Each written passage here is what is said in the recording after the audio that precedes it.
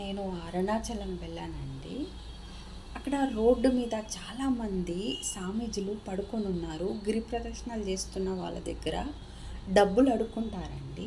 అయితే నేను వీళ్ళెవరు అని ఎంక్వైరీ చేస్తే వాళ్ళు కూడా నాతో చెప్పింది ఏంటంటే, మా పిల్లలు చూడకపోవడము, వాళ్ళకి పెళ్ళిళ్ళు అయిపోయినాయి, మమ్మల్ని చూసే వాళ్ళు ఎవరు లేరు, మాకు ఇక్కడ అక్కడ ఎవరు అంటే ఎలాంటి హెల్ప్ చేసేది లేదు, అందుకనే మేము ఇక్కడ 4 సార్లు అక్కడ ఫుడ్ దొరుకుతుందండి. ఎందుకంటే అక్కడ గిరి ప్రదక్షిణాలు చేసేవాళ్ళు ఫుడ్డుని అంటే వాళ్ళు అన్నదానం చేస్తారండి. అక్కడ అసలు అలాంటి వాళ్ళు మొత్తము ఫుట్పాత్ మీద పడుకొని ఉంటారండి.